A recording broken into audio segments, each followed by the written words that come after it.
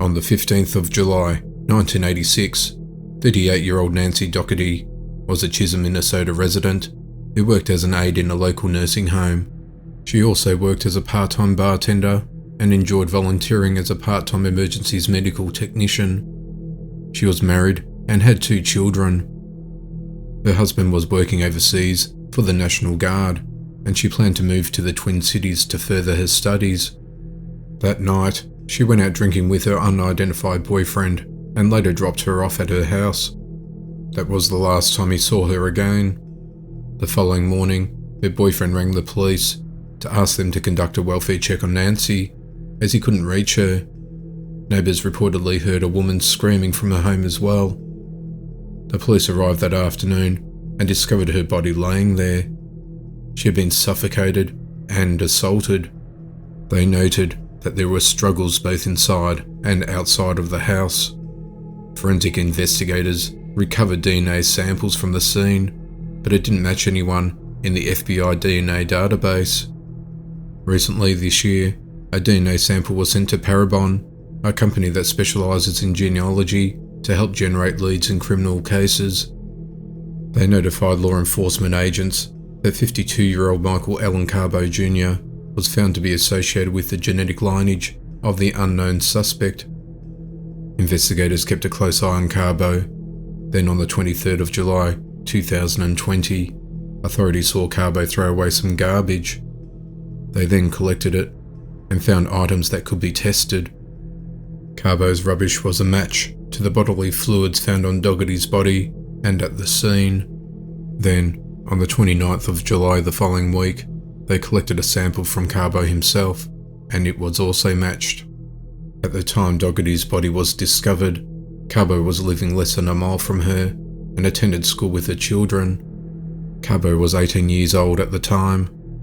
That same day he was arrested and then charged for taking Daugherty's life 34 years later. His bail had been set at $1 million and he's due back in court on the 6th of August 2020. If he is found guilty, he could face up to 40 years in jail. Melissa Lee was a 15-year-old girl and Bothell, Washington resident. She was home alone, as a friend was supposed to stay the night, never made it there. On the 13th of April 1993, Melissa spoke to her mother Sharon from the home phone at about 9:30 p.m. that night, but when her mother returned after midnight, Melissa was nowhere to be found. There were signs of struggles inside. The front door was ajar, the living room table was askew, an ashtray had fallen to the floor, and a glass of milk was spilt. Her mother reported her daughter missing that night, and when daylight broke, a search party went out looking for her. Her body was discovered at 3 p.m. on the 14th of April 1993 in a ravine under a bridge at Edgewater Creek in Everett, Washington. It was determined that she was abducted from her home, suffocated, then thrown off the bridge. A 35-year-old man named Alan Edward Dean was interviewed 3 times by authorities in 1993, as his contact information was in her address book under the name Michael. Dean was doing day shift work at Boeing and lived in Everett, Washington back then. He admitted to police they had chatted through a night talk line and dated twice in March that year, and used the name Mike during those conversations. Dean was successfully identified with the assistance from Parabon, a DNA technology company that performed genetic genealogy analysis for the case. A digital file containing DNA genotype derived from evidence at the time was uploaded to a public genetic genealogy website, and promising matches were found for multiple of the suspect's relatives. After Parabon identified Dean, detectives subsequently acquired an abandoned DNA sample from a discarded cigarette butt he had used. Washington's crime lab then positively matched the DNA profile from the evidence at the scene. It was believed that he also purchased ethyl ether and heptane chemicals, which were found in the body as noted in the toxicology report, which may cause dizziness and disorientation. Dean only lived 3.6 miles at the time from where Lee's body was found. Dean, now 62 years old, was arrested without incident at 5 p.m. on the 28th of July 2020 near his residence in Bothell and is expected to be charged with abducting and taking Lee's life. Melissa's mother said after learning of the news, "I'm just happy I got to live long enough to see this happen. I hope he rots in hell." On the 20th of September 1982, 8-year-old Ohio resident Kellyanne Prosser said goodbye to her teacher and classmates. She started walking home from the Columbus Indianola Elementary School, which was approximately a 15-block walk. She was last seen crossing a busy intersection, but that night she never made it home. When Kelly didn't arrive immediately home from school, her mum thought maybe Kelly had stopped by a friend's house or was staying after school for an activity. Her mum phoned the school and several of Kelly's friends' parents, but no one had seen her. When 6 p.m. came and Kelly still hadn't arrived home, her mum called the police and reported her missing. A search party went out looking for Kelly. The police used sniffer dogs to try to track her scent. It was tracked to the intersection where she was last seen, then it stopped. Police assumed that she'd gotten into a vehicle at this point. 2 days after Kelly's disappearance, a man by the name of Charles Richmond was driving along a road in Madison County to pick up his housekeeper. Along the way, he noticed a small bit of blue plastic on the road. He didn't stop, but continued on his way. After picking her up, Charles once again came across a piece of blue plastic in the road and pointed it out to her. They decided to stop and see what it was. It was a child's raincoat. Having no idea of the abduction that took place in nearby Franklin County, the housekeeper searched the coat to look for a name. She found no name, but she did find a single metal bolt in the pocket. She set the raincoat on the floor of the car, and they forgot about it. That evening, Charles picked up his 21-year-old daughter from work. When she got in his car, she questioned him about the raincoat on the floor. After hearing his explanation, she immediately told him that she'd heard about Kelly's disappearance, and the coat he had found may have been hers. Charles contacted the police and took them to the location, which was south of Plain City, where the coat was found. A few hours later, an officer combing a nearby cornfield, just 1 mile from where the coat was located, they discovered Kelly's body. She had been assaulted and suffocated. There were no footprints in the mud, so the police concluded that Kelly was most likely thrown from a vehicle. For more than 3 decades, Kelly's case remained unsolved, but Columbus investigators continued to search for answers for her family. In late winter 2019 and early spring 2020, detectives began working with Advanced DNA, a genealogy company, to try and use DNA from the scene in 1982 to find a match. They had a DNA profile, but didn't have a name to go with it. A family tree was constructed by members of the cold case unit. They then followed up on leads with possible family members, including distant relatives.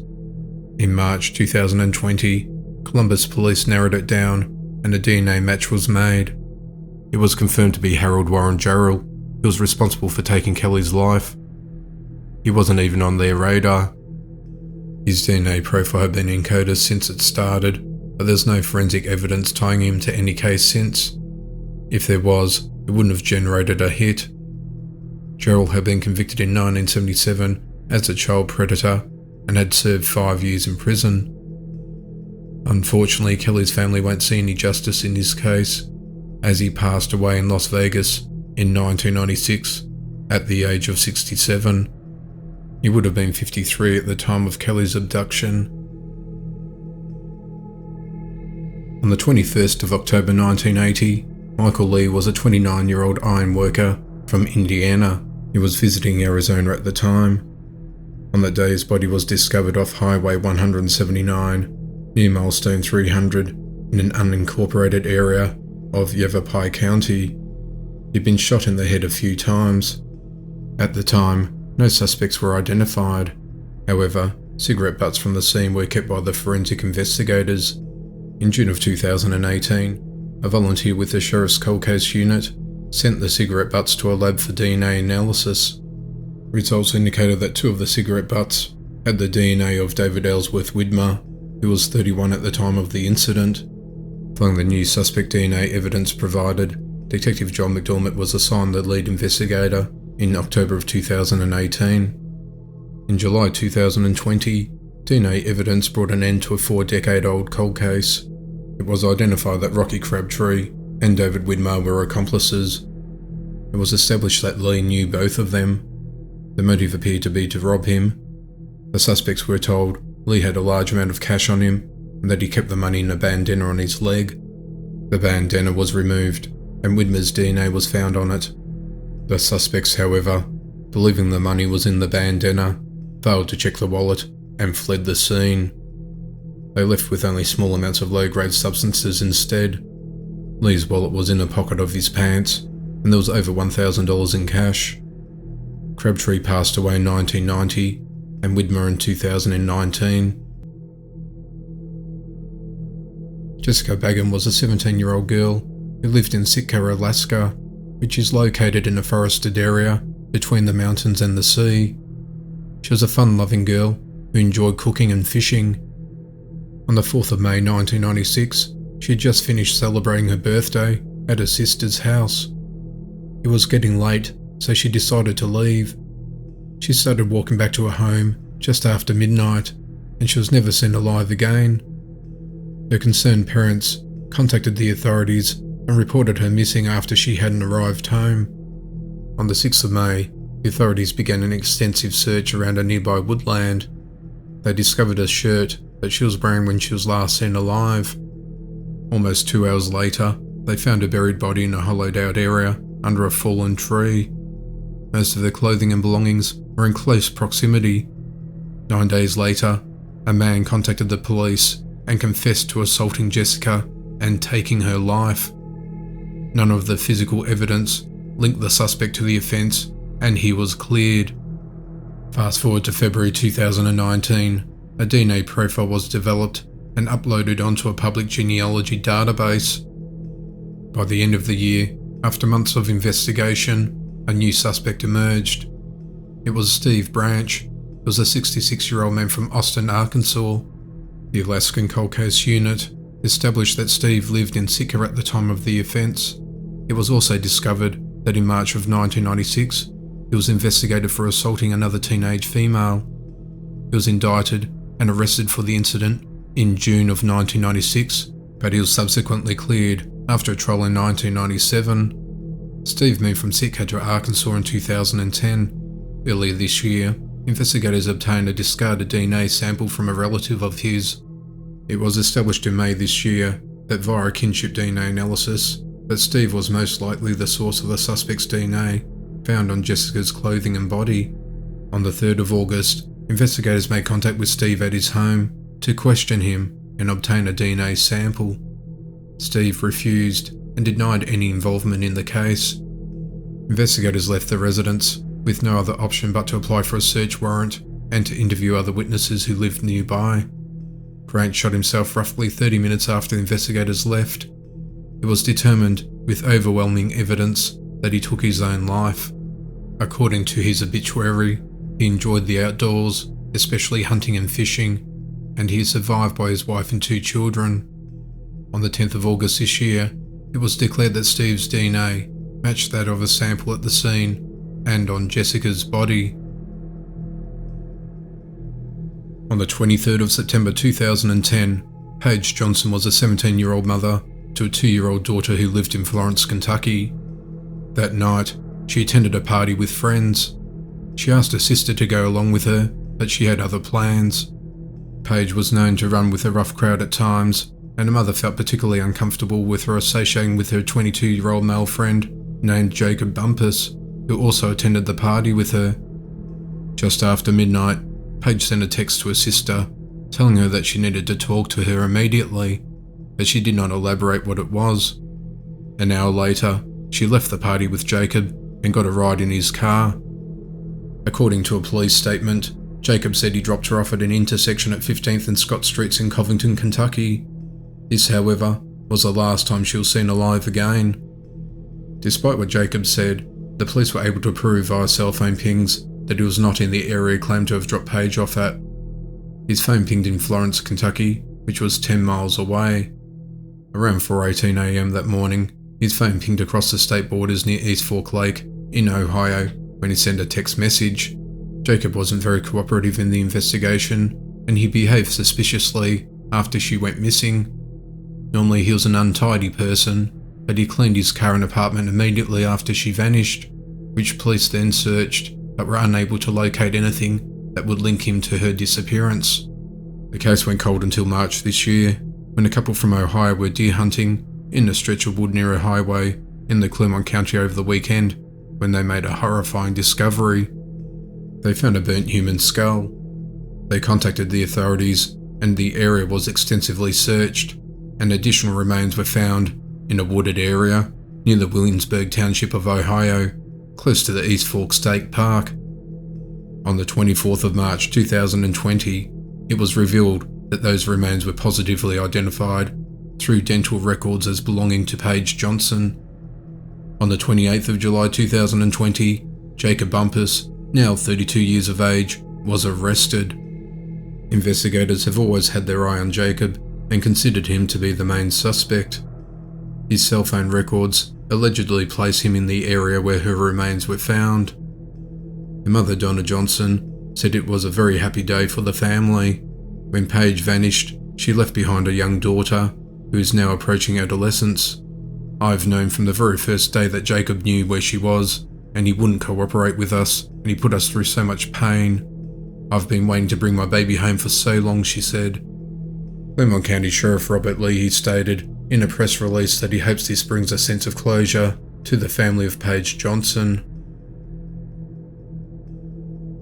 Denise Pflum was an 18-year-old girl who lived in Connersville, Indiana. She went to Connersville High School as a senior. She was a star athlete who excelled in most sports, and she was a gifted artist who ranked at the top of her class. She had dreams of becoming a scientist. Denise was about to graduate high school and had already been accepted to Miami University in Ohio, where she planned to major in microbiology and hoped to get a track scholarship. On the 28th of March 1986, Denise left home and planned to retrieve a purse that she thought she may have left at a bonfire party where hundreds of revelers attended a farm the previous night. She asked several friends of hers and her sister if they would like to go with her to collect it, but none of them could. She travelled alone, and according to the owner of the farm, Denise never made it there. She didn't take any identification with her when she left home, or the carrying case, or cleaning solution for her contact lenses. Her parents contacted the authorities and reported her missing. The next day, a farmer from Glenwood, Indiana, reported seeing Denise's cream-coloured 1981 Buick Regal, which was registered to her parents, had been locked and abandoned alongside Tower Road, a rural gravel road east of Glenwood, since between 12:30 and 1:15 p.m. the day she went missing. The location was 3 miles from the party site. There were no signs of a struggle at the scene. All this time, there were no new leads in her disappearance, but there's always been one suspect, Sean McClung. He was an on-again, off-again boyfriend of hers she had been dating over several years. She met him when she was 15, and he was almost 18 at the time. Denise used to travel to school by bus, but her mother would always drop her off at a stop closer to school to allow extra time for her to sleep in. One day, she met Sean for the first time. They both travelled to school together, and they immediately hit it off. Instead of sleeping in, Denise decided to catch an earlier bus to spend more time together. Since he was a fair bit older than her, he spent time with people she wouldn't normally associate with. The couple, however, broke off their relationship just before she vanished and has not been seen since. The case went cold for over 34 years. That was until July 2020, when something remarkable happened. Sean, who is now 55 years of age, admitted to taking Denise's life. He was arrested and charged. It was believed that he acted irrationally in the heat of the moment and without premeditation. Authorities said that during the initial investigation into Denise's disappearance, Sean had been questioned and claimed that she was still alive. However, it was declared on Thursday the 9th of July 2020 that wasn't the case, and that he had indeed taking her life back in March of 1986. Although the mystery surrounding what happened to Denise is now solved, her body still remains missing to this day. It is believed that more than one person is involved. Little information has been released to the public about the evidence against him as the investigation continues. Pamela Maurer was a 16-year-old girl and Woodridge, Illinois resident who attended Downers Grove South High School. She was a quiet and shy girl who was popular amongst her circle of friends. However, she never partook in any extracurricular activities offered by her school. On Monday night, on the 12th of January 1976, she had an 18-year-old friend named Dale Demon who lived in the neighbourhood visit her. They played cards until 8:30 p.m. when they decided to leave to visit a friend named Kathy Robertson who lived at 2527 Crabtree Avenue in Woodridge. Maurer left her friend's home alone at 9:45 p.m. and started walking to a nearby McDonald's to purchase a Coke. This was the last time she was seen alive again.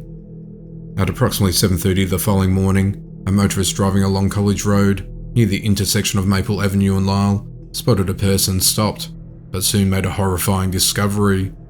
He found Maurer's lifeless body on the snow next to a guardrail on the side of the road. The autopsy revealed that she had been strangled and indecently assaulted. It looked as if the suspect was trying to make it look like a hit and run. Bruising was discovered around her throat, and there was a 3-foot length automotive hose close to her body, which was left at the scene, which was used to commit the crime. Authorities estimated that her life was taken in a very short period after leaving her friend's home. For decades, it remained unknown who the assailant was. The case was thoroughly investigated, including collecting and preserving DNA evidence taken from Pamela's body. In 2001, investigators were able to create a DNA profile based on the evidence taken from Maurer's body. However, that profile never led to a match in the CODIS database. In 2019, the assailant's DNA found in Maurer's body was used to create a snapshot genotype description of what the suspect may look like, including hair, build, eye colour, and even facial shapes. Investigators then searched public genealogy databases to identify potential persons of interest and build a family tree that pointed to Aurora resident Bruce Lindell as a possible suspect, who also looked remarkably like the picture in the snapshot image. On the 6th of November 2019, Lindell's body was exhumed. An announcement was made on Monday the 13th of January 2020 that his DNA was compared with the DNA found in Maurer's body, which matched. The odds of it matching someone else was 1 in 1.8 quadrillion. He was 23 years old at the time of the offence. It was, however, too late to bring Lindell to justice, as he was no longer alive. On the 4th of April 1981, Lindell was driving around in one of the shopping and entertainment districts in Naperville. He was 28 at the time when he met 18-year-old high school student Charles Huber. After playing 10-pin bowling together, Lindell suggested that they go to his girlfriend's house to drink some alcohol, to which Huber agreed. That same evening, when they arrived in the apartment, Lindell stabbed Huber with a 6-inch knife 28 times. During the violent attack, Lindell accidentally stabbed himself, severing his femoral artery, which is a major artery in his thigh. This caused a gush of liquid, and within minutes he passed away. Authorities found both lifeless bodies laying next to each other. The motive of the attack was unclear. Lowell detectives flew to Texas, where Maurer's remaining family members now live. Her father and brother were advised of the identity of her assailant. They were relieved and very thankful for the information, which provided much needed closure in the 44-year-old case. Wendy Jerome was a 14-year-old girl who lived in Denver Street, Rochester. She went out just after 7 p.m. at night on Thanksgiving Day on the 22nd of November 1984 to deliver a birthday card to her best friend who had lived in the neighborhood. She had been returning from her friend's house but never made it back. About 11 p.m. that night, her parents reported her missing. Only 20 minutes before that, at about 10:40 p.m., the Rochester police responded to a report and made a gruesome discovery. A child's lifeless and beaten body was found in an alcove at School 33 on Webster Avenue in Rochester, laying right next to a dumpster. The girl was identified to be Jerome.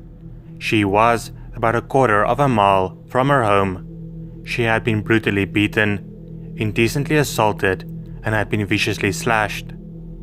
Defense wounds were inflicted while she was fighting for her life.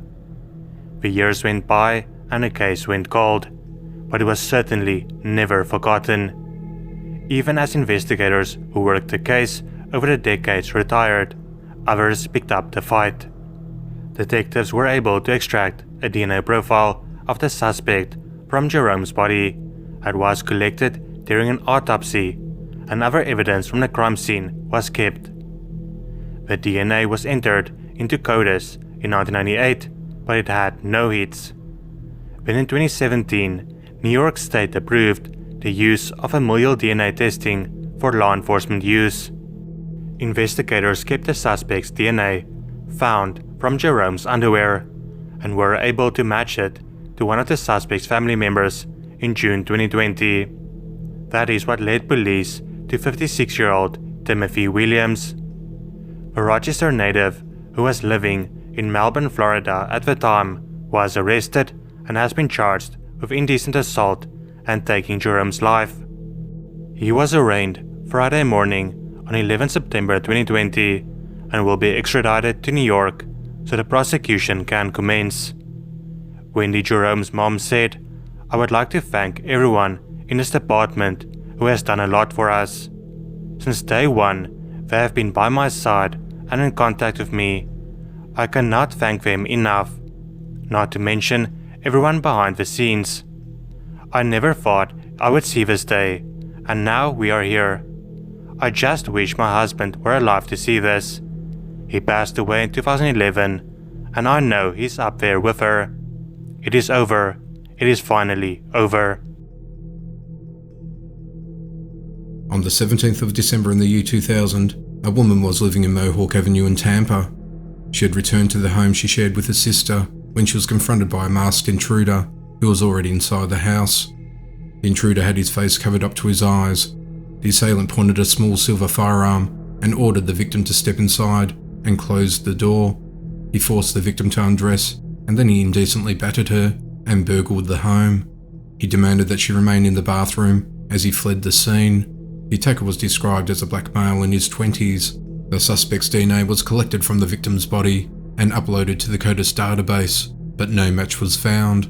On the 7th of July 2001, a Tampa police officer tried stopping Antonio Rivers for a traffic violation. He fled on foot and discarded a silver Brico Jennings 9mm semi-automatic pistol.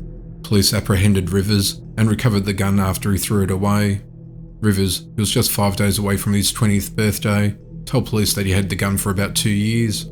In January of 2020, a fingerprint specialist reanalyzed the prints that were collected during the initial investigation and entered them into the automated fingerprint identification system.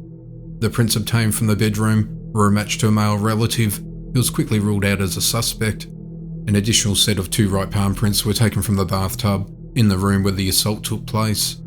Authorities confirmed that these prints were matched to Rivers' booking records. Based on Rivers' statement in his July 2001 arrest, he had a silver automatic pistol about the same time the assault and burglary were committed. Investigators conducted a follow-up interview. The victim's sister stated that she didn't know Rivers and had no explanation as to why his print would be in the apartment bathroom. The victim confirmed that she didn't know Rivers either. She did, however, recall one event on her Facebook account in 2014, where a man identified himself as Antonio Rivers and sent a tirade of profane, nonsensical comments. She made it clear that she didn't know him and not recalled ever meeting him and could not understand why he messaged her. She forwarded the messages to the authorities, who said it was apparent by her responses at the time that she did not know him. The Facebook photo appeared similar to the same Antonio Rivers, whose palm print was discovered on the bathtub. On the 2nd of July 2020, Tampa police detectives went to the home of Rivers. They obtained a buccal swab, which is a sample taken within the cheeks for DNA analysis. An interview was conducted with Rivers, who denied ever being at the crime scene or ever knowing or recognising the victim, and stated that his DNA, prints or hairs won't be found at the crime scene. On the 3rd of September 2020, Tampa police received the results generated by the swab collected from Rivers. It was determined that the DNA from the swab matched the DNA collected from the crime scene. On the 8th of September 2020, Antonio Rivers was arrested and charged with armed indecent assault and burglary of a dwelling. Court dates are yet to be determined as more information comes to hand. Anita Piteau was born on the 9th of March 1942 and was a resident of Maine, New York. She was an ambitious woman who left her home and family in 1967 to travel with friends to Whittier, Southern California. She had her own room there and was hoping to make it in Hollywood. She wanted to see where movies were made, and she kept in regular touch with her family by mail. In February of 1968, just 1 month prior to her turning 26 years of age, she told her mother in a letter that she was working as a waitress and would be returning home in a few months' time. That was the last time her family heard from her again. The family hired a private investigator to look for her, but no trace of her could be found. On the 14th of March that same year, 3 boys were playing on a farm in Huntington Beach when they made a horrifying discovery. They found a body of an unknown woman in a drainage ditch who'd been assaulted, beaten, and had her neck slashed. It seemed as though she may have had her life taken only hours earlier and had been dragged to that location. She had brown hair, missing teeth, pierced ears, and brown eyes. As officers searched the area where she lay, investigators found a smoked cigarette butt. Among other evidence at the scene, there were purple pants, a red-stained floral blouse, a pair of muddy loafers, and a large inexpensive silver ring with a blue stone, all which were painstakingly preserved as an exhaustive search followed, including numerous interviews, but no suspects were found. A composite sketch of her was drawn and shared in hope someone would know her. Her body was buried in an unmarked grave in a Newport Beach cemetery. Police were unable to identify the body, and the case became cold. For decades, the fine haunted Huntington Beach Police Department refused to give up on identifying the Jane Doe and wanted to find the person responsible for the heinous act that had robbed their young woman of a lifetime of memories. The case was eventually solved through DNA and genealogy. In 2011, investigators received a lead regarding the identity of a woman, with a person coming forward saying that she may have known her. She was from New York and had an Italian last name and also had a son. In 2019, the DNA from the cigarette butt did not have a match to the CODIS system database. In June 2020, a former DNA project worker tracked down the Jane Doe's relatives using DNA genealogy techniques. Within a week, a relative in Maine was found. This relative then located his cousin's obituary, which listed her siblings and included Anita Piteau in it, who hadn't been seen in years. DNA from the scene identified the offender as Johnny Crisco. There were 4 brothers, 3 deceased in his family tree. He was found to be the primary suspect. Before that, he wasn't even on the police radar. It was believed that Johnny, who was 28 years old at the time, may have taken Anita's life after she accepted a ride from him. Johnny was born in Merced, California.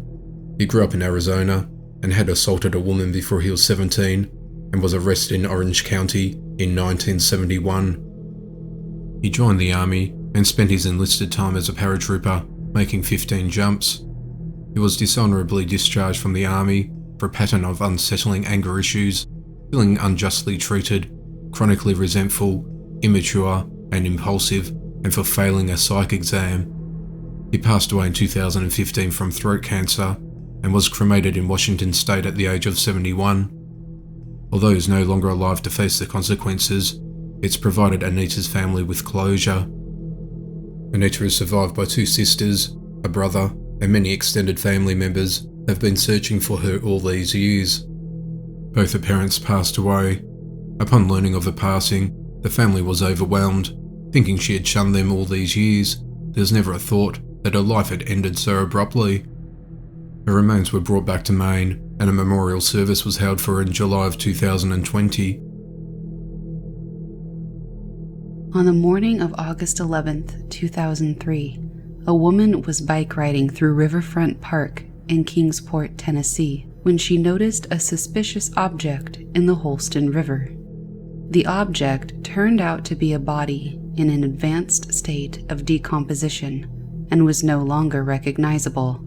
Forensic team experts determined that the white male had been in the river for 7 to 10 days. It was suspected his body floated to its discovery location from upstream, and that the unidentified man had drowned. He was estimated to have been between 40 and 80 years old. He was 6 feet tall, with mostly thinning, partially gray hair, and weighed about 180 pounds.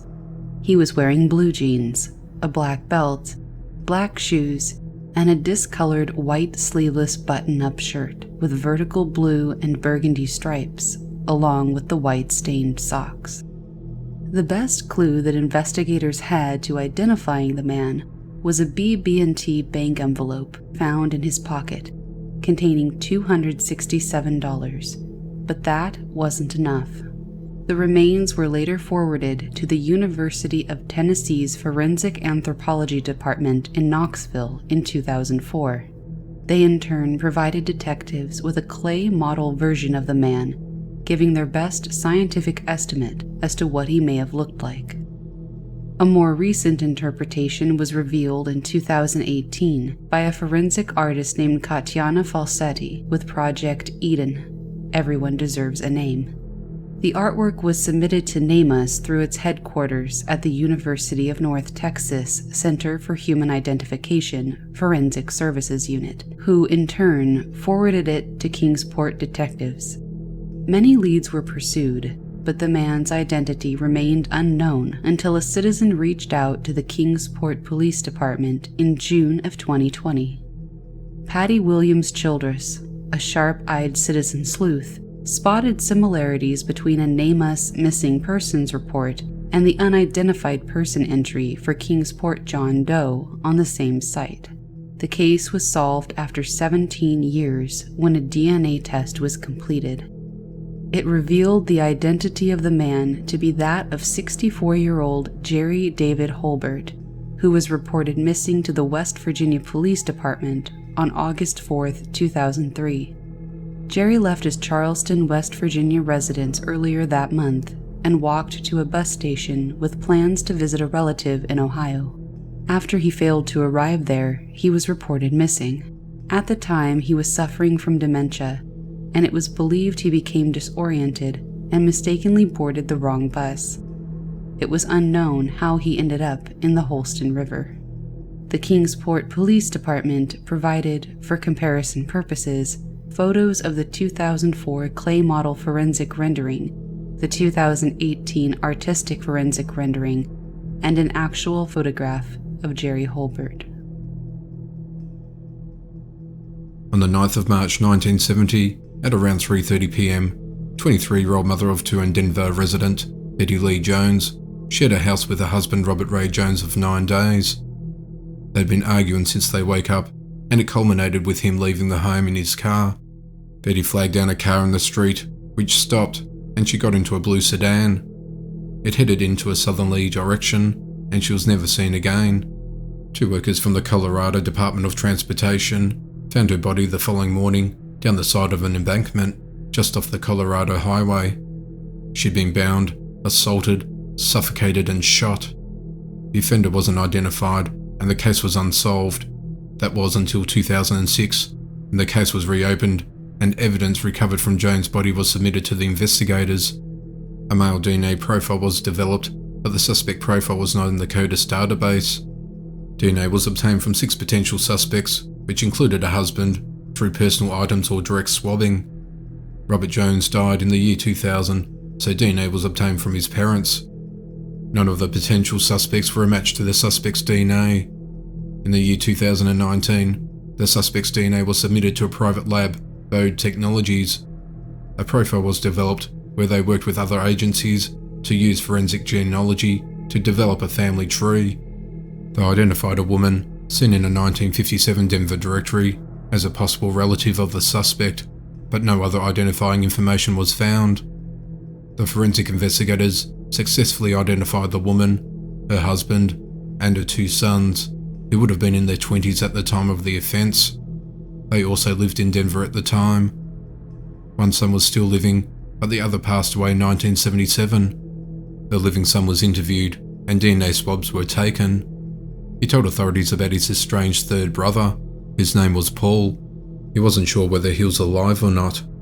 The living brother's DNA profile was compared to the suspect's DNA and came back as closely related to the suspect. The missing brother, identified as Paul Leroy Martin, passed away in June 2019 with no identified next of kin, except for his living brother.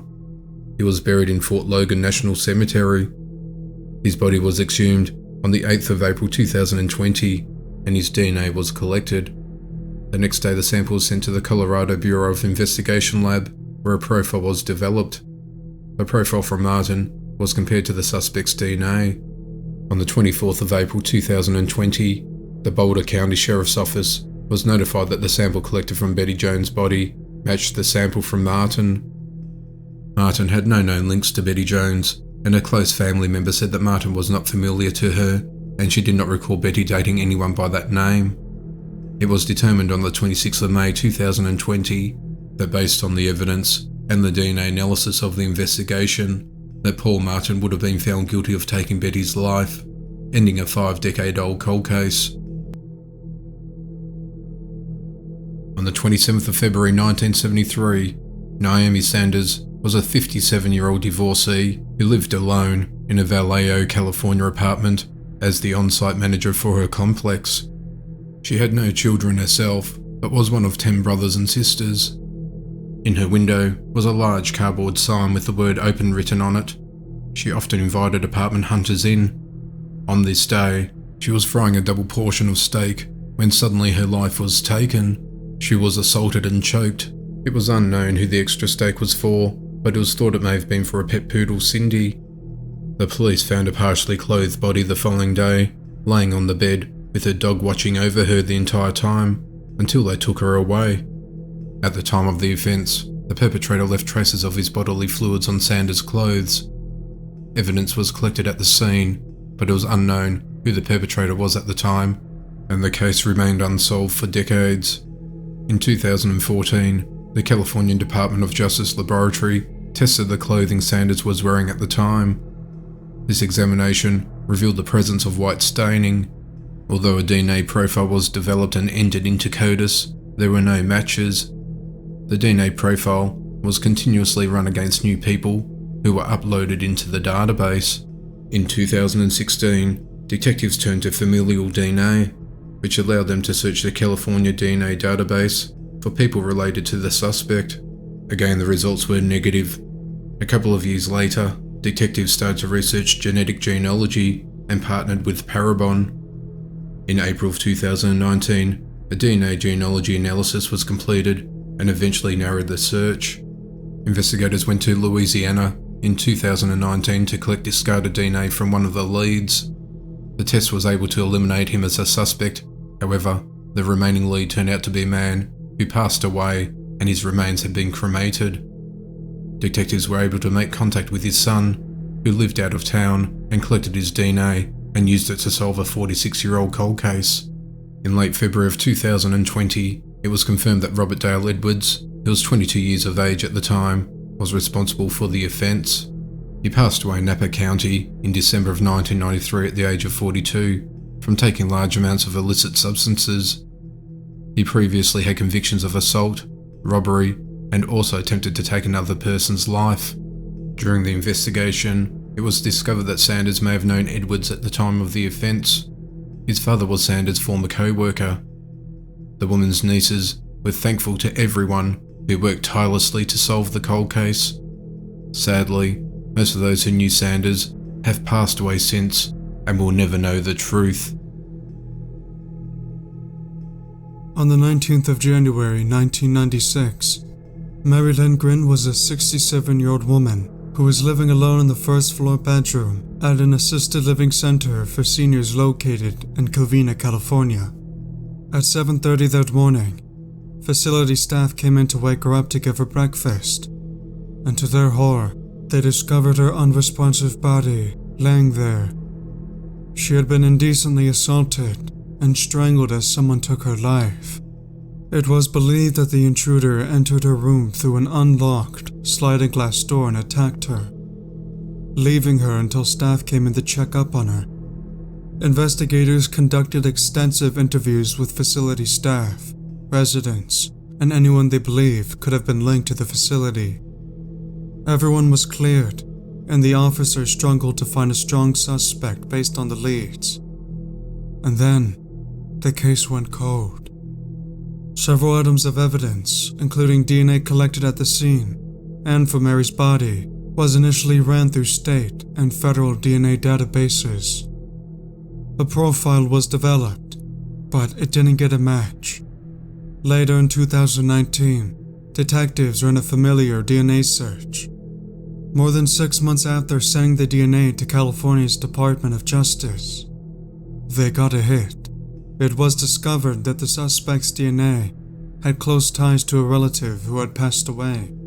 This significantly narrowed the search for the offender. Further tests were completed and a match was made, identifying the suspect. It was discovered in July 2020 that the DNA left at the scene to be that of a 46-year-old David Bernal. A warrant for his arrest was issued on the 6th of August 2020. Detectives went to a neighborhood in El Monte where Bernal lived and arrested him the following day. After 24 years, it was Bernal's father's DNA, who is no longer alive, that helped unravel the mystery offender. It was unclear whenever Lindgren knew Bernal, or if it was just a random attack. Her children were informed. They were relieved that the case had been solved after so many years of not knowing who took the mother's life, and it provided closure for her family. On the 15th of May 1988, two girls were wandering around the top of a creek embankment when they made a horrifying discovery. They found a lifeless baby boy in a paper bag among the trees in Central Valley, California. The baby was wrapped in a light blue t-shirt depicting a Garfield cartoon. An autopsy revealed the baby was born alive, but later strangled using a ligature instrument. The body was found at least 2 days after he was born. For 3 decades, the mother's identity remained a mystery, and the case went cold. Though the investigators received tips about the mother and baby, the information was unsubstantiated.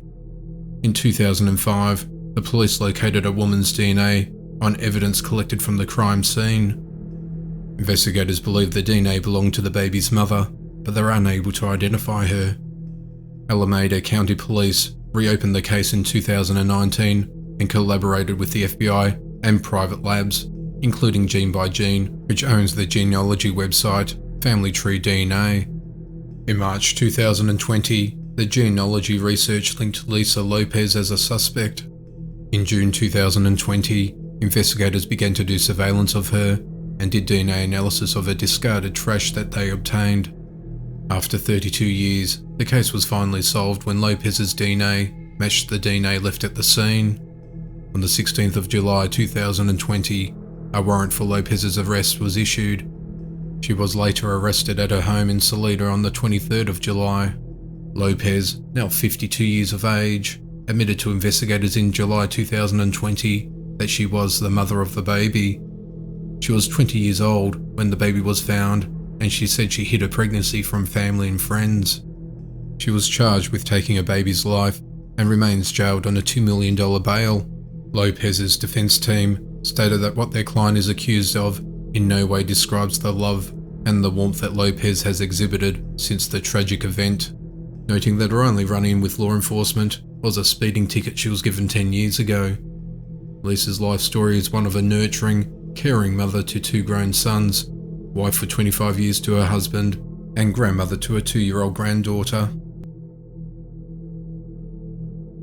On a Saturday night, on the 27th of February 1999, Michelle Bright was a 17-year-old schoolgirl who lived in the small rural 19th century gold rush town of Gulgong, which is near Mudgee in New South Wales, Australia. She was described as being cheeky and adventurous and wanted to one day become a veterinary nurse. She had just finished attending a friend's 15th birthday party and was later seen by friends being dropped off outside a commercial hotel along the main street of Gulgong at 12:45 a.m. near the corner of Holbert and Main Streets. She vanished that night and was never seen alive again. Her disrobed body was dumped and discovered 3 days later in long grass next to train tracks on Barney's Reef Road, less than a kilometre from her home. Local investigators, together with detectives, conducted numerous inquiries at the time and over the past 2 decades. However, no one has been charged in connection with the case. In the year 2000, the New South Wales government offered a $100,000 reward for information that would lead to the arrest and conviction of those responsible for taking Michelle's life. As no new leads were received, the reward increased to $500,000 in the year 2009. Despite the reward, the investigation stalled somewhat. On the 10th of August 2020, the police declared the reward for information was eventually increased to $1 million to assist with their inquiries. Michelle's mother, Lorraine, begged the public for answers. Investigators appealed to anyone who may have recalled seeing a red XF Falcon wagon in the Gulgong area around the time of Michelle's disappearance. They were urged to come forward, which they believe may have been responsible for the horrendous offence. Almost immediately after the appeal, the police received a tip-off. Lorraine said she had no idea someone would come forward so quickly with information and was shocked. Following the night of the appeal, at 9:30 p.m, detectives arrested a 53-year-old Craig Henry Rumsby. They charged the former abattoir worker, who was on the outskirts of town at the time, with taking Michelle's life. Craig lives in Greater Sydney, but he was almost 300 kilometres away in Mudgee, which is just a 30-minute drive south of Gulgong, on the night of his arrest. Police received information that he was attending Mudgee, so when they received that information, they stopped him and arrested him. Craig started having heart palpitations and he was taken back to the police station. At the time of the offence, Craig lived 2 doors down from Michelle and the kids went to school together. Despite living in Windsor in recent years, which is northwest of Sydney, he has a suburb in Kings Langley as his fixed address. When he was first interviewed by police, he allegedly told detectives he travelled to Gulgong on the night of Michelle's disappearance and had played cards until 3 a.m. with a friend in the neighbouring town of Cooks Gap. Just prior to his arrest, Craig posted on a Facebook group called Justice for Michelle Bright that read, "It's so sad they haven't caught her killer. Michelle was like a sister to me. I feel sorry for the family." Craig became a person of interest after they learned he had been the suspect of indecently assaulting and choking an 18-year-old woman on the 1st of January 1998, not far from where Michelle disappeared from a year earlier. Superintendent Daugherty said police had obtained a lot of evidence in relation to Craig over their 21-year investigation, but the reward had allowed them to focus their inquiries. As a result of the recent couple of days, we were able to obtain evidence that will allege in court strongly implicates this person has been involved in taking her life, he said. Lorraine stated that she was ecstatic with the breakthrough.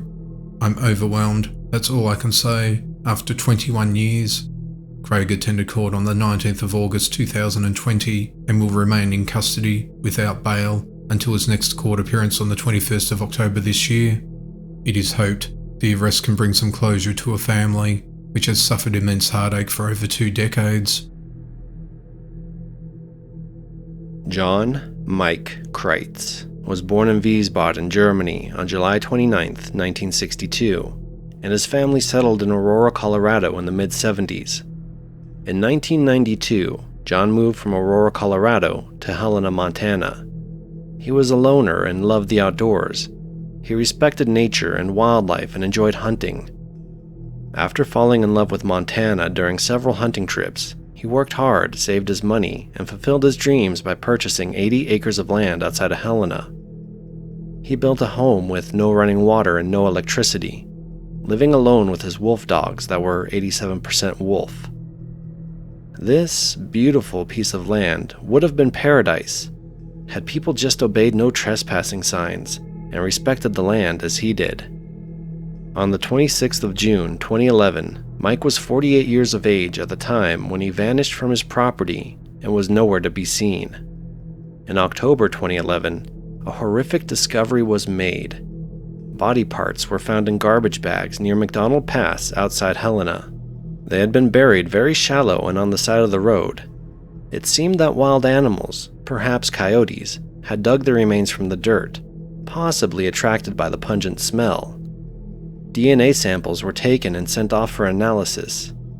It wasn't until January 2012 that it was confirmed to have been Mike's remains.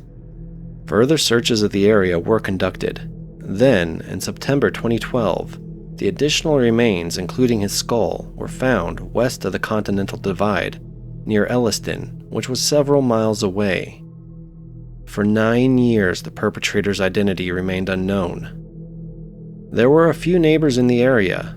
Mark and Gloria Flora were a couple that Mike got along well with. However, Mike had run-ins due to road access.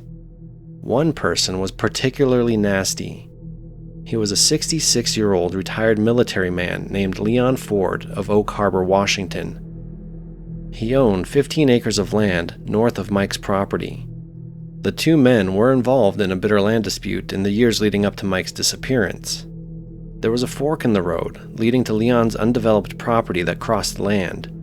It was owned by Mike, who installed a metal gate across this portion of the road because he contested that it was not a legal easement. Leon wanted to use an old logging road on Mike's property as a shortcut to his own, but Mike refused. This angered Leon, and he started making threats to Mike's life. Leon arranged a meeting with Mike on the 26th of June 2011, which would have been around 9 o'clock in the morning, and after this, Mike was never seen alive again. Later the next day, Mark and Gloria Flora spotted a wolf dog in their yard. I saw that in fact it was Mike's wolf. I knew it because it had a chain, said Mark. I went back to the house, and instantly I had a terrible feeling. I had known Mike for 11 years, and his dogs had never been out. A search of Mike's house turned up no signs of violence, but no signs of Mike either. This is when an extensive search for Mike began. An affidavit of probable cause was filed in Lewis and Clark County Justice Court on the 14th of August 2020. According to the affidavit, lab tests conducted in July 2013 concluded that the bullet embedded in Mike's skull matched a bullet used in a gun seized at Leon's Oak Harbor home in October 2012. Both sets of remains were wrapped in a specific type of cable tie that were last produced in September 2011. They were available only through specific distributors and had to be special ordered, so they were not available for purchase from the inventory of the distributor store. Investigators subpoenaed Chugach, a contractor doing business at an Oak Harbor air base where Leon was working at the time in 2011. Platt Electric records indicate that Chugach had purchased the same type of cable ties, and Leon had removed them from its Oak Harbor warehouse on February 16, 2011. But the records don't list a work order number identifying the project for which Leon planned to use the materials. Investigators also allege that Leon withdrew a box of heavy-duty trash bags from the Chugach warehouse inventory on June 27, 2011. Leon's vacation slips and video records from neighbors' surveillance footage indicated that Leon was in Helena that day and not at work at the airbase. Authorities declined to discuss the timeline of the subpoena that was issued, but it was said it took time to document the facts needed to build a strong enough case to lead to a conviction. At 10 a.m. on the morning of the 14th of August 2020, Leon Ford was arrested pending court hearings in Oak Harbor, Washington, and was charged with taking Mike's life and tampering with evidence. Perry Griffin was a 37-year-old native of Early County, Georgia. He was an employee of Panhandle Converters and Scrap, which is a recycling business located in Dothan, Alabama. Perry was married to his wife Ginger for 11.5 years and had 3 children. During the dark early morning hours of the 26th of June 2007, he was going to go out of town to purchase items for the company. Perry was preparing to leave the business with $35,000 cash for a company out-of-town trip. This wasn't the first time he had left with large sums of money. As Perry was preparing to leave the parking lot, 2 armed suspects confronted him. CCTV footage captured 2 of the suspects physically restraining Perry and trying to take him to another location. It appeared Perry resisted. During a physical struggle, a suspect shot Perry and ended his life. The two suspects fled from the scene on foot after collecting the large sum of money in Perry's possession. It is believed the third suspect was waiting nearby in a vehicle. At the time of the incident, investigators worked earnestly around the clock on the case. Evidence was collected at the scene. Persons of interest were developed and countless interviews were conducted. The case had remained unsolved, and multiple investigators had worked tirelessly to bring an end to the case. Due to the lack of sufficient evidence, they were unable to do so. The FBI and the US Marshals Gulf Coast Regional Fugitive Task Force worked meticulously with the Dothan Police Department in trying to solve the case. In June of 2020, new information surfaced. Several people were re-interviewed, as well as some new witnesses, and the original cases were diligently reviewed. As a result of this recent investigation, and with the efforts during the original investigation, sufficient evidence had been gathered to allow for the arrest warrants to be obtained for the three suspects. 47-year-old Jesse Jerome Swain and 48-year-old Kevin Sean Thornton, both Dothan residents, were charged with robbery and taking Perry's life. They were both 34 and 35 years of age respectively at the time of the offence, and both were employees at Panhandle Converters and are held without bail. Thornton originally went to prison in 2010 for an assault of a woman, but only served 5 years at the time. 30-year-old Kendrick Fitzgerald Bryant was charged with the same offence. Bryant is currently in an Alabama prison. He's been in and out of prison over the years for robbery offences. Bryant was 17 years of age at the time, and his connection is through Swain. All three men remain behind bars, and more information will be disclosed as further court hearings unfold. Ginger never believed the case would ever be solved. She forgives the trio and is grateful to finally find closure in the case.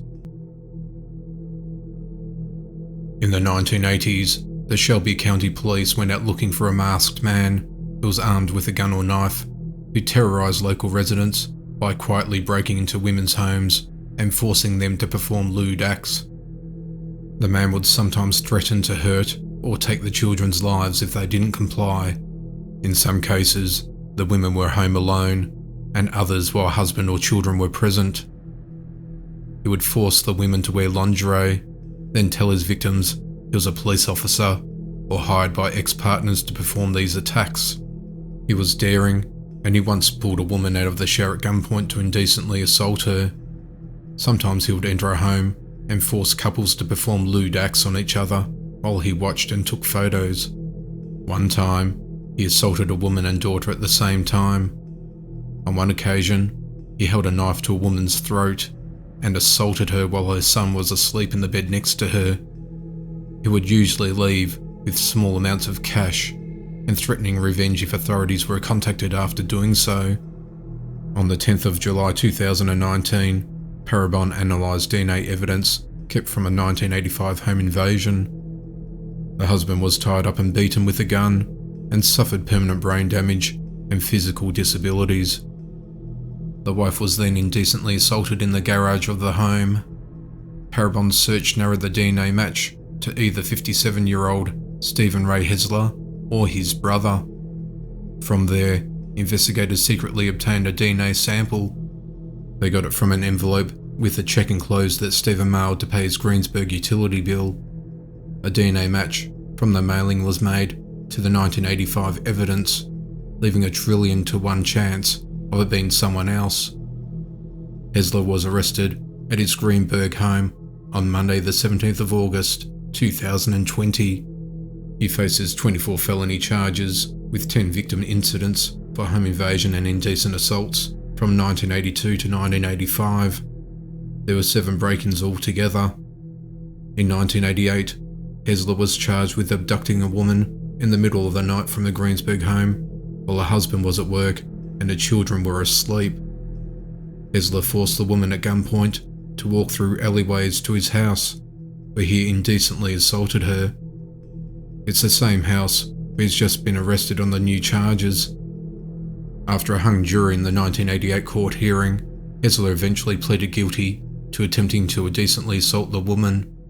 He received a 20-year sentence back then, on the 18th of May 1990, and was released from prison early on the 24th of October 1999. He appeared to have avoided any legal trouble for over 20 years, until new DNA technology was used to charge him with unsolved crimes from the 1980s.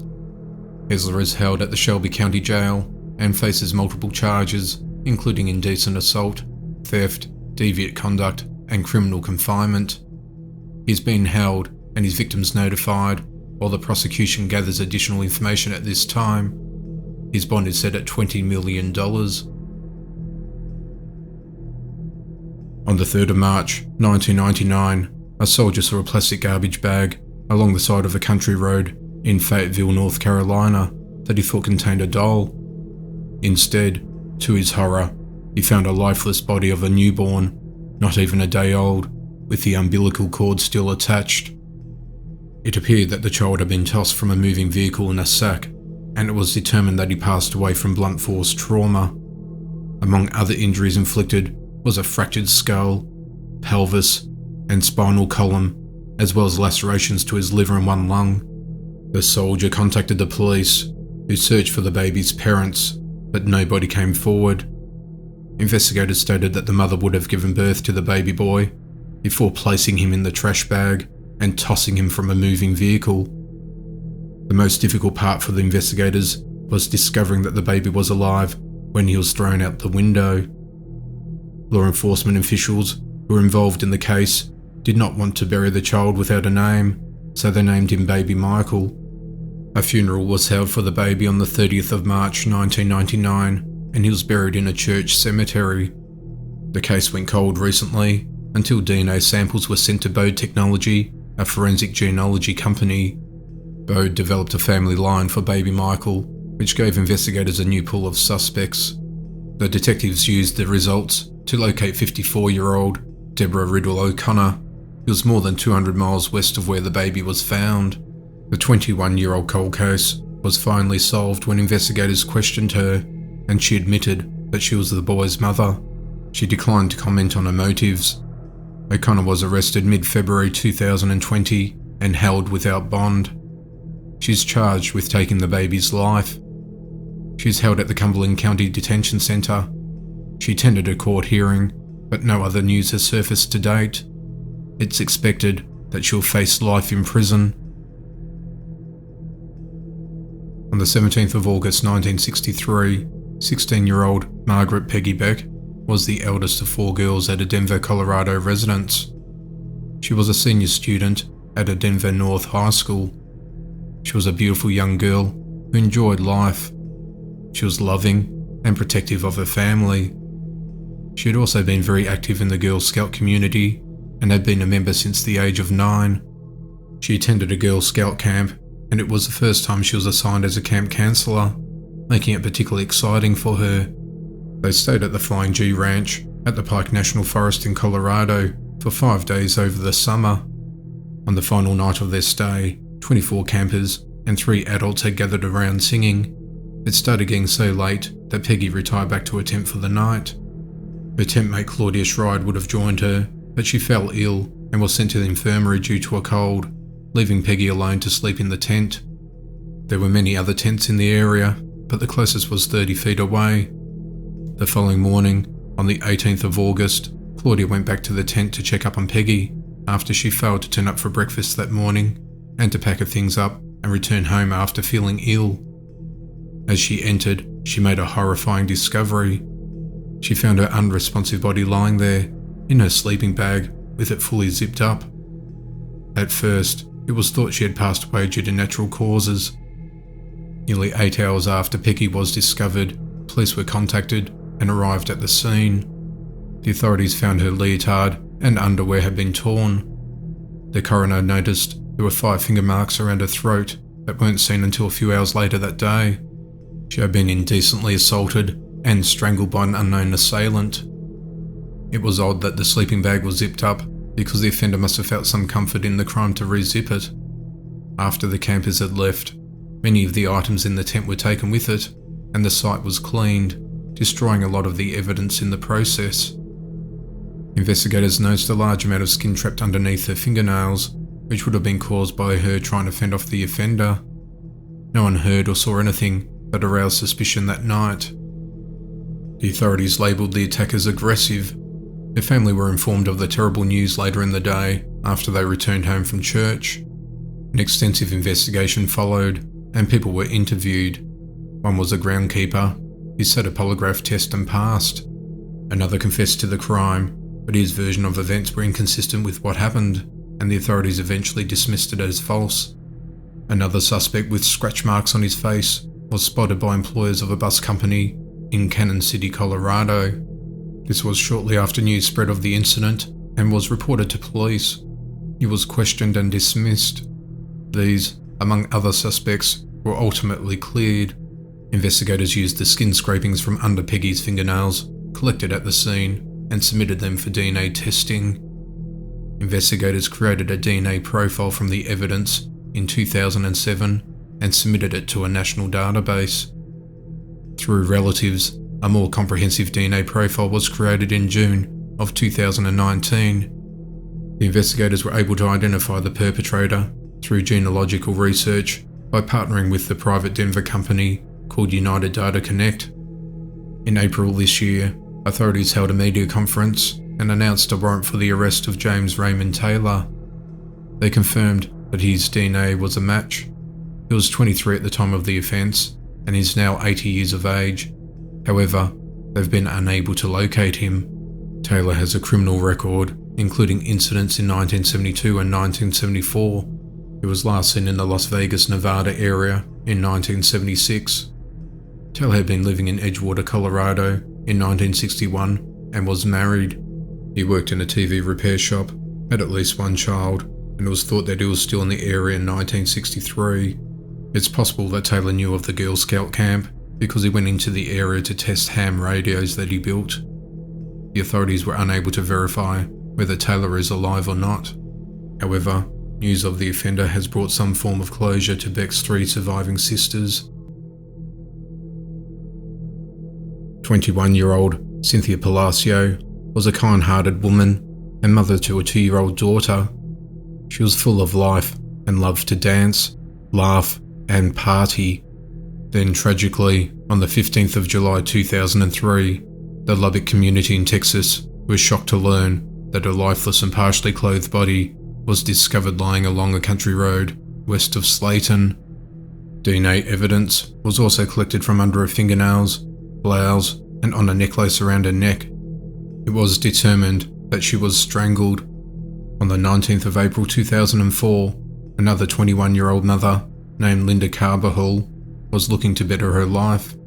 She had a young daughter and was looking to stop walking the streets as a form of income and start planning for a brighter future. On the 19th of April 2004, their lifeless body was discovered about 3 miles west of New Deal, Texas, along a country road. She suffered blunt force trauma injuries and had also been strangled. Strangely, both of the women were born in June of 1982, and both cases have been listed for years on the Texas Rangers cold case list. Later in January of 2020, a 56-year-old Lubbock, Texas man named Andy Castillo was arrested and charged with cyberstalking possibly as many as 100 female real estate agents in 10 different states, including the Waco region. He was held for threatening to indecently assault their children. He would send provocative photographs from cell phone numbers they didn't recognise. He would also send photos of their own children, which he copied from social media pages. The photographs of children were accompanied by descriptions of what the stalker or stalkers would like to do to the children. After his arrest, he has been detained by the McLennan County Jail since. At the time, he consented to submitting a DNA sample, which was later sent to the Department of Public Safety Crime Lab for analysis. It indicated that the DNA found under Palacio's fingernails, on her thigh, blouse and necklace, were a match for Castillo. Up until his arrest, Andy Castillo hadn't been a suspect or a person of interest. The authorities acknowledge that they now have a much bigger fish on their hands than they first realised. On the 4th of September 2020, he was charged for taking Palacio's life. Fortunately, he was already in jail. Law officials acknowledged the similarities between Palacio and Carbajal's cases. They're now going to use the same DNA identification technique for Carbajal as they did for Palacio. It is hoped that they'll then be able to lay additional charges for taking Carbajal's life. Castillo remains in McLennan County Jail in Waco, Texas. The additional charges takes his bond to a total of $1.5 million. At some point, he'll be transported back to Lubbock to stand trial. The confirmation of Castillo's DNA match to the crime scene brings an end to a 17-year-old cold case that has eluded authorities all this time and has brought much needed closure to the Palacio family. In the early morning hours of the 22nd of December 1994, authorities were called to a scene to find the lifeless body of 54-year-old James Richard Harris laying next to his pickup truck. He was found at the entrance of his 1610 Boss Road home of Chickamauga in Georgia. As part of his usual routine, he was known to leave his residence at 5:30 in the morning, carrying large amounts of cash with him. As he got out of his vehicle to close the gate at the end of his driveway, someone ambushed him. He was robbed and his life was taken as he was preparing to leave for work at Miller Industries in Chattanooga, Tennessee. A witness who was driving past his property alerted the authorities. Evidence at the scene was collected. It was believed that Harris put up a struggle and his revolver was recovered at the scene, which was shot twice. One clue that the authorities had was a 1994 composite sketch of the suspect, showing a man in his 20s having a bruise above his left eye, but the case went cold. In 2009, investigators received new information from Crime Stoppers about the identity of a person who possibly took Harris's life. Using the composite drawn, along with a 1996 photo of a man named Robert Allen Mowry, authorities were able to start connecting the dots. The case was one step closer to a resolution, but there's not enough evidence to make an arrest. Through endless interviews, gathering of surveillance over the years, and thousands of tips being received, it was the DNA evidence collected recently that was matched with the DNA collected at the scene that led to an arrest warrant being issued. Late Friday night, on the 4th of September 2020, Murray was arrested and charged for taking Harris's life. He was near the Nashville airport in Tennessee when he was taken into custody. It was also discovered that Harris and Murray had worked together at the Miller Industries. There were 300 co-workers at the time. Murray has been held in the Davidson County Jail, and arrangements have been made to transfer him to Walker County to later face court hearings. His bond is set at $250,000. Harris's family have been notified of the arrest and are very pleased that their prayers have been answered, bringing closure to the family. At 11:30 on a Saturday night, on the 10th of March 1990, two teenage girls, aged 17 and 19 years old respectively, were waiting for a train at Beckenham Station. Whilst waiting, they were suddenly ambushed by an offender wearing a balaclava and pointing a handgun. He said to the girls, "Don't move or I'll blow your heads off," before placing them in the headlock and dragging the pair into some bushes. He continued to force them along until they reached a clearing. He told the pair to lay down on their stomachs and ordered them not to look at him. He then ordered the 19-year-old to remove the 17-year-old's pants before indecently assaulting her repeatedly, at one stage putting his gun against her ribs. The offender then pointed his gun at the pair and warned them not to tell anyone what had happened and not to leave the area for 10 minutes. The terrifying ordeal lasted 40 minutes. The crime went unsolved for 3 decades until the now 55-year-old tattooist and grandfather, Michael Boxsell, was tracked down in New South Wales after a burglary there provided a crucial DNA match. The Perth attack wasn't his first or last offence. In 1986, he indecently assaulted a 14-year-old girl in Esperance, Western Australia. In September of 1990, only 6 months after the Beckenham crime, he carried out another lewd attack on a woman in Balcatta in Perth. During the court hearing, the older woman of the 2 victims made a statement to the court in which she said the pair's friendship had subsequently fallen apart after the traumatic event. She said she had continued to carry the guilt because she was helpless to help her friend. She also said that Boxsell had been able to carry on with his life while she had been watching her back, feeling scared and insecure. During the court hearing, Boxsell wept at several points during the trial and was sentenced to 10 years in prison. He started serving his jail sentence on the 28th of August 2020. In 2004, Adam Brundage was a 26-year-old Pennsylvania resident and doting father of 2 children. He was reclusive, an avid reader, enjoyed coin collecting, and was very attached to his 2 cats. He worked for Applegate Farms, which is an organic food warehouse in the Milford Township. He recently received $150,000 in inheritance after his father passed away. He decided to use $80,000 of it to put a down payment on a townhouse located at 5 Meadow Court in Quakertown. He later met a man in his early 20s named Damon Smoot through a mutual friend. He started living with Adam in September of 2004 and paid board to him, which was used to help offset some of the bills. On the 4th of October 2004, the pair went to Smoot's workplace called Haynes and Kibblehouse Quarry, which was located in Chalfont. Brundage needed to purchase some sand from there to fix a grading issue at his property. Smoot worked there as a heavy machine operator. A heated argument followed. Smoot went into his truck and grabbed a baseball bat out and hit Brundage in the back of the head. He used so much force that it caved Brundage's skull in. He began having seizures, then fell unconscious, but he was still alive. Smoot was determined to finish him off, so he put his hand over his face to cover his nose and mouth, suffocating him until he stopped breathing. He then buried him deep in a sand berm, using the heavy machinery within the quarry next to an asphalt plant. After this happened, Smoot continued to live in Brundage's home, like it was his, and started driving his prized 1997 maroon Mercury Cougar. He also started providing numerous inconsistent accounts of Brundage's whereabouts with his family in Iowa and the local police. Brundage's stepmother spoke to Smoot 3 times on the 12th of November 2004, first telling her that Brundage had gone to Wisconsin because he was wanted on an arrest warrant, then saying he had left because he had cancer.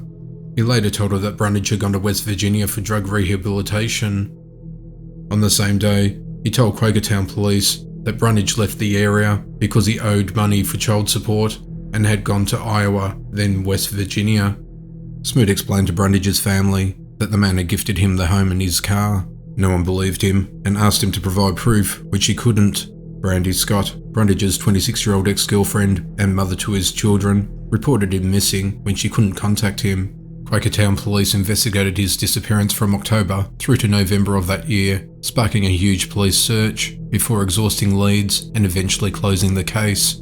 Authorities reopened the case in April of 2019, but there are no employment or financial activities tied to Brundage since he went missing. After more than 15 years of lies, and after facing unspecified evidence with pressure building against him, Smoot finally confessed to the authorities as part of a plea deal on the 9th of January 2020 to taking Brundage's life. He admitted that he was jealous of his lifestyle and wanted it for himself, including his house and car. He led them to his remains, which he recalled was close to a telephone pole that was there in 2004. On the 16th of January 2020, a team of investigators dug throughout the day and night until Brundage's remains were recovered. His remains were then returned to his family for a proper burial. The investigators admitted that they would have never found his remains if it weren't for Smoot's cooperation. The mystery of his disappearance was finally solved.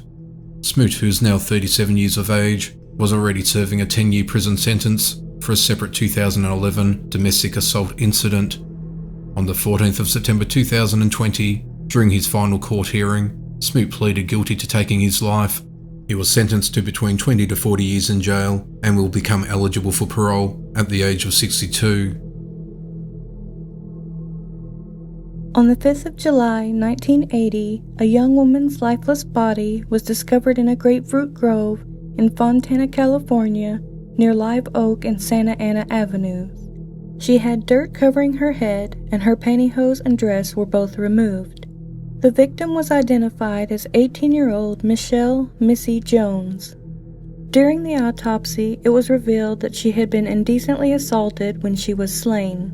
Forensic evidence was collected, but technology at the time did not allow it to be connected to an offender. The case eventually went cold for 40 years after all investigative leads were exhausted. The case was reopened early in 2020, and the items collected during Jones's autopsy were sent to a DNA lab for processing. Eventually, the DNA was entered into the CODIS database, but no positive matches were found.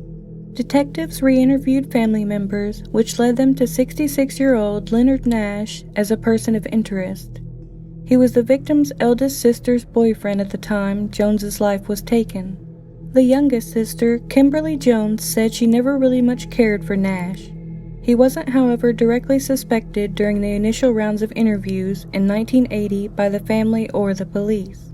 It's only after the crime did he rarely visit anymore, which aroused suspicions after being re-questioned by the authorities decades later. In June 2020, investigators found Nash in Las Vegas. After collecting his DNA from discarded items, the lab compared this to Jones's autopsy. They found a match.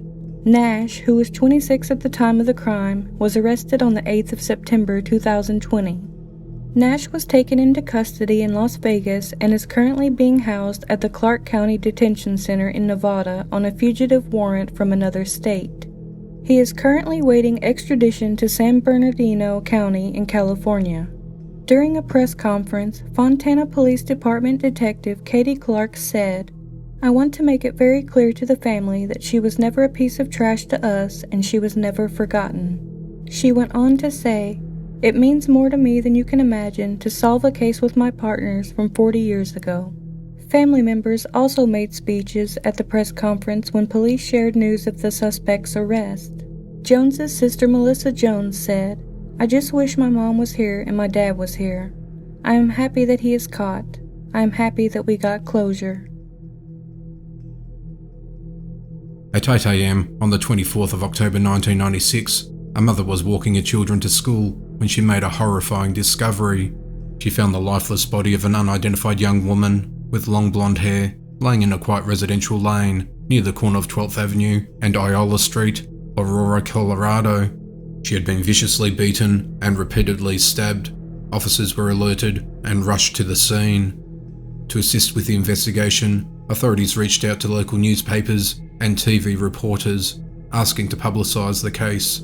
Witnesses came forward and police were able to identify the victim as 25-year-old Tangie Sims.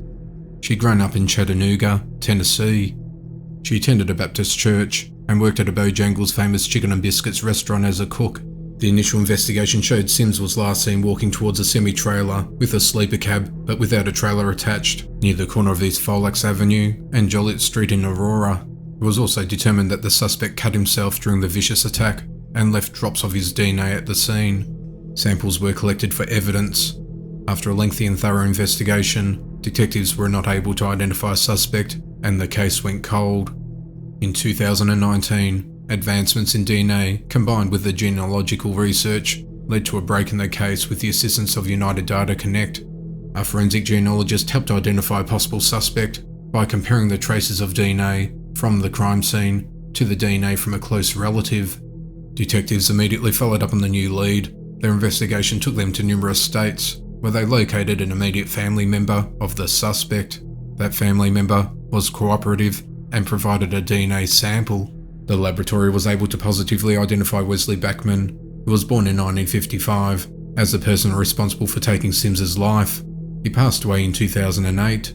Backman had been an over-the-road truck driver and had lived in many different locations, including Aurora. This also ties in with the witness account of seeing Sims walk towards a truck when she was last seen alive.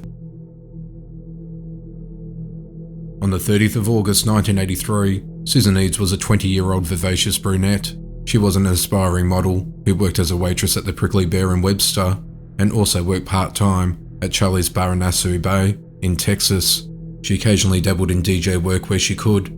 Susan was last seen leaving her job at Nassau Bay that night and went to a place called Jason's Club. She left the club alone, and that was the last time she was seen alive again. The following day, her lifeless disrobed body was found in the brush in a ditch on an empty lot in Nassau Road 1 and Elam Street in Seabrook, Texas. She had been indecently assaulted and strangled using the bodysuit that she wore that night. Her car, which was a 1976 Chevrolet Monte Carlo, was found abandoned in the parking lot of the Gulf States Yachts boat store, close to where her body was found. Susan was wearing a Clear Lake High School class ring and a gold necklace on the night she went out, but the items were not recovered on her body or in her car. Her purse also went missing. Investigators kept her clothing as evidence from the scene, and witnesses said they last saw Eads alive at Jason's club with an unknown man that had asked her to dance, but she declined. The Seabrook police worked up a composite sketch of the mysterious man. The sketch shows a suspect with a cowboy hat, hair that falls over his ears, a mustache that hangs past the sides of his lips, high cheekbones, and a pronounced chin. Then out of nowhere, a strange man would start calling Susan Eads' mother. Most times, he would hang up without saying anything. Then one day, he started to talk. The police were there to record the calls. The caller claimed that he had pictures of Eads and would show them to her mother. The man on the phone claimed that his name was Bill and that he lived in Houston on Telephone Road. He always hung up before the investigators could trace the call. He never actually made good of his suggested plans to meet with Eads' mother to show her the photos he had of Susan. Numerous leads were developed early on in the investigation, but ultimately the case turned cold. In 2017, they began looking into the case again. A profile of the suspect's DNA was created from the clothing of Eads. Officers believe that a man named Anthony Shaw may have been responsible for taking Eads' life. Shaw lived in the same area as Eads, and he was known to indecently assault his victims before strangling the life out of them. It was, however, discovered that Shaw's DNA did not match the DNA left at the crime scene. Investigators turned their attention to the FBI and genealogists for assistance. They spent months comparing the DNA to online ancestry profiles. A match came back to a distant relative, and the investigation that followed helped investigators hone in on Davis.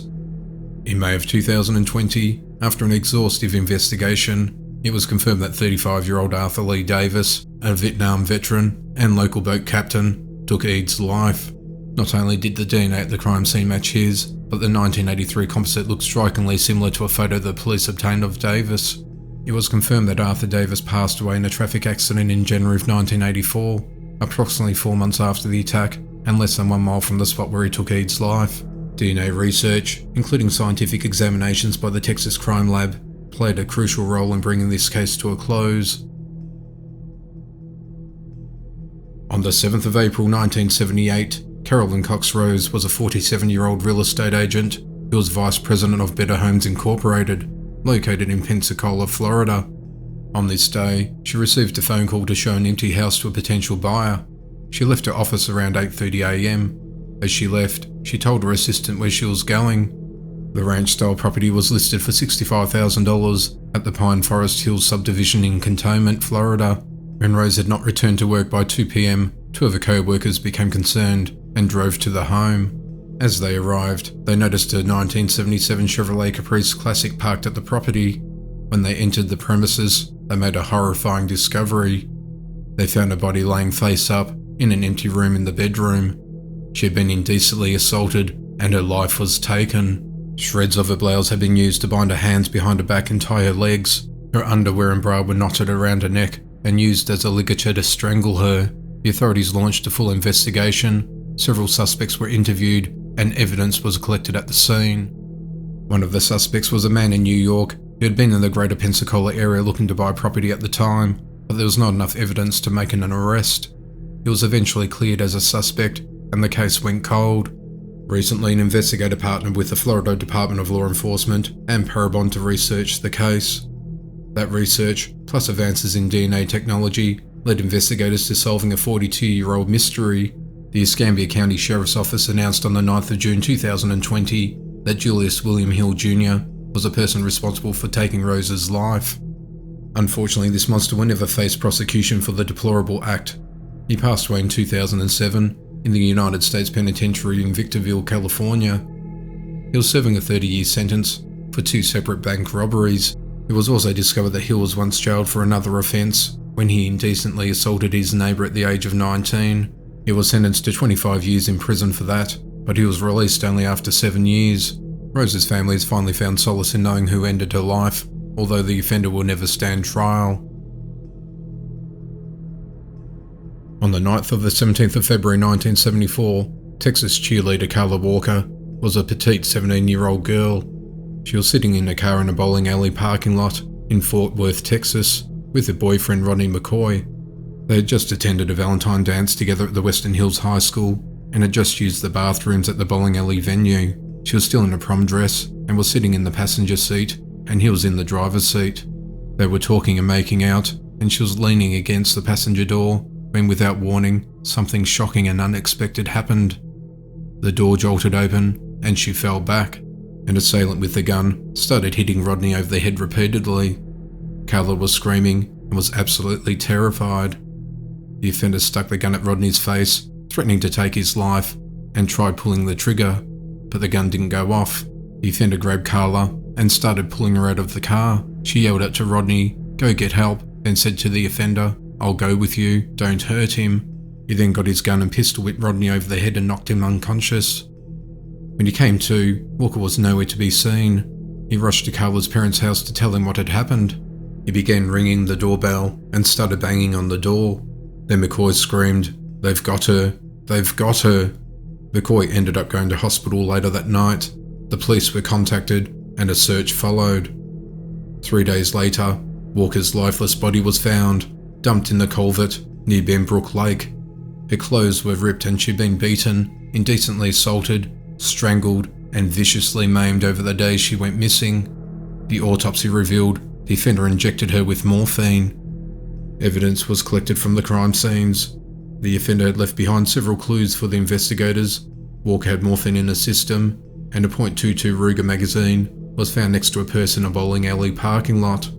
McCoy described the man as a white male, standing about 5 feet 10 inches tall and weighing about 175 pounds. He said the offender had brown hair, cropped in a military-style fashion, and wore a brown cowboy hat. During the initial investigation in 1974, police interviewed witnesses and persons of interest. They had found men connected to the purchases of .22 Rugers. Glenn McCurley particularly stood out as a prime suspect since he also lived in the area. The authorities learned that he was off work on the night of the attack as well as the following day, and his wife was out of town, but they had no other information linking him to the crime that would lead to an arrest, and the case went cold. In 2019, the cold case detectives reopened the case.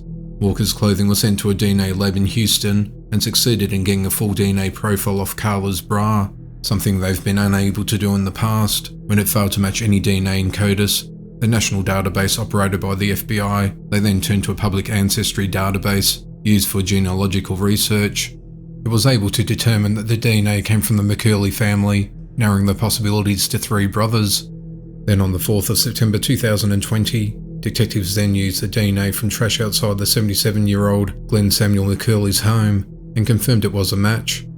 On the 16th of September 2020, McCurley consented to providing a DNA sample through 2 mouth swabs, which will also match the DNA from the bra. On the 22nd of September 2020, McCurley was taken into police custody. He's currently been held at the Tarrant County Jail, and he's been charged with taking Walker's life. His bond is set at $100,000. The authorities noted that in 46 years, he had never moved out of the area.